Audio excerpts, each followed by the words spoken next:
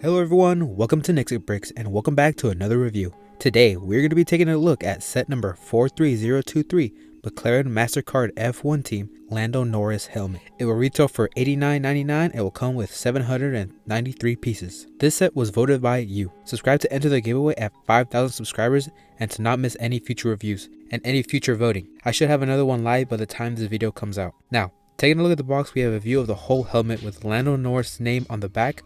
And on the top right, we have the McLaren Mastercard F1 Team logo. On the back, we have a closer look at the orange side of the helmet and the Lando minifig off the base. On the top right, we have the 1000 GP logo for McLaren. Below, we have the back of the model with Lando's race number. And below, we have a front face view of the helmet with the height, that being 18 centimeters or 7 inches. On the side, we have a team logo with the 1000 GP and a picture of Lando with his name and race number. On the top, we have the front of the helmet with his name and the minifig in 1:1 scale. Now let's open the box and see what we get. Inside we get 6 numbered bags, an extra bag for the visor piece, instructions, and 2 sticker sheets. Opening the instructions, we have a picture of Lando with his minifigure, and on the other side we have a front picture of his helmet.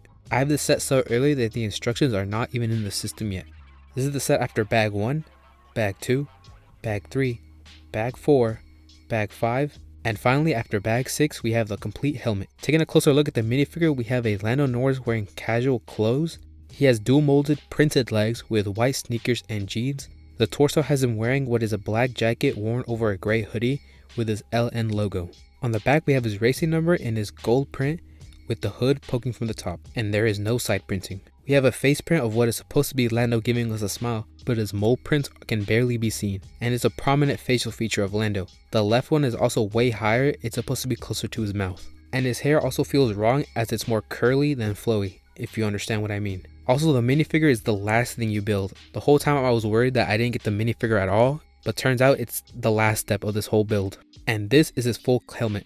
The whole build was very complex and confusing at times, but the building experience was actually something that I very enjoyed. There was parts where I was confused. I have never built any of the helmets up until now, and it was actually one of the best building experiences. As I was building it, I had the Lewis Hamilton instructions right next to me, so I can see how similar they are to the previous sets, and they were actually pretty similar. If you already own the Lewis and Charles helmets, expect the same building process as those.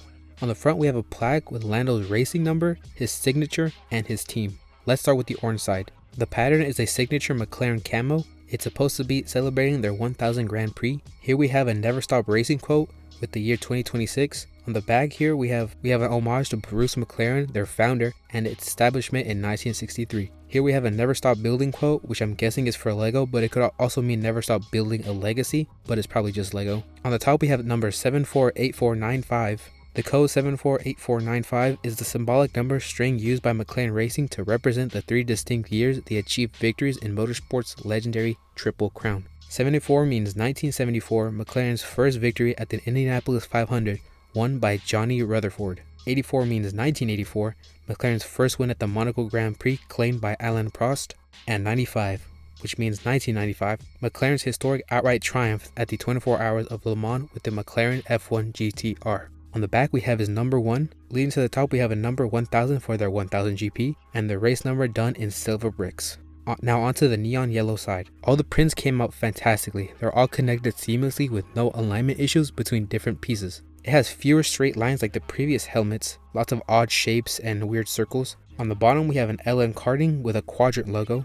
It has a brick built LN or L1, depends, could also be a 1. And here we have a little Lego minifigure Easter egg. And it also includes his hidden Lando in the design of the helmet. On the front we have the OKX and Pure Electric branding, and it's not completely half and half. The front has more Lando and the back has more McLaren camo. Huge visor piece unscratched because it was separate in a different bag. It's huge and very specialized. It feels like it's a dip into hobby model territory. And it's also the only time the stickers are used. It has 3 attempts for a sticker all across the visor, and it has 2 attempts for the stickers on the side. There's actually bonus stickers. It has a Lando Norris logo, Lando driver license sticker, and a Lego version of the Lando Norris logo. It is actually not even used, and it comes with a plus sign for what the number would be. I'm guessing you could put this on your water bottle, your laptop, or whatever you would like. The stand itself is very simple, yet it's sturdy. It's built with Technic pieces inside. The helmet does not come off, which just kinda sucks, but it will also be similar to the mini helmet models that are sold elsewhere. The one part that does change compared to the Leclerc and Hamilton helmets is that there's a brick-built Lando Norris logo on the bottom of the stand, which is pretty neat. As someone who hasn't built the previous helmets, I enjoyed the building experience a lot. It's amazing to see such weird assemblies that just fit perfectly into each other. I highly recommend getting any of these, at least either the previous Ferrari ones or the McLaren ones, because I know the building experience won't hit as hard as the first time. I still need to build a Piastri one. Subscribe to not miss that video. And I'm expecting it to be the exact same with some slight changes. I'm guessing it's like a similar experience to the F1 cars we got in Speed Champions, where building 1 was good, but building 10 kinda gets repetitive. Now I believe we have some questions on why both McLaren drivers have to have this half and half look. Well, it's to celebrate the 1000 GP of McLaren, as everything on the box is saying, but why this? During races, a driver can choose to change up their helmets if a brand has partnered with them, if they want to represent a country that they're in, or they just want to switch things up. The running theory is that this half and half look was supposed to be the model of those special helmets for their real 1000 Grand Prix. Now we have never seen these helmets because McLaren's 1000 Grand Prix got delayed to Monaco of this year instead of Miami because F1 canceled the previous races in the Middle East and the double do not starts they received in China. So when the race week in Monaco arrives, I do believe that we will see the real helmets and the official images of these sets be revealed. As for why both drivers are wearing regular clothes and not race suits like the Ferrari helmets, I really couldn't tell you. Maybe they will have special race suits and they couldn't get all the advertising in time, so they scrapped it for regular clothes instead, but I really don't know. Lastly, I feel like we could have had regular helmets with regular driver suit minifigures alongside the McLaren special helmet as well for 3 sets total. Maybe a Zach Brown minifig or an Andrea Stella minifig, or maybe even a Bruce McLaren. It's a really weird choice, but I understand the half and half. I just wish it was done better. What do you think of the set? Does it look good? Does it look bad? Do you wish it was just regular helmets?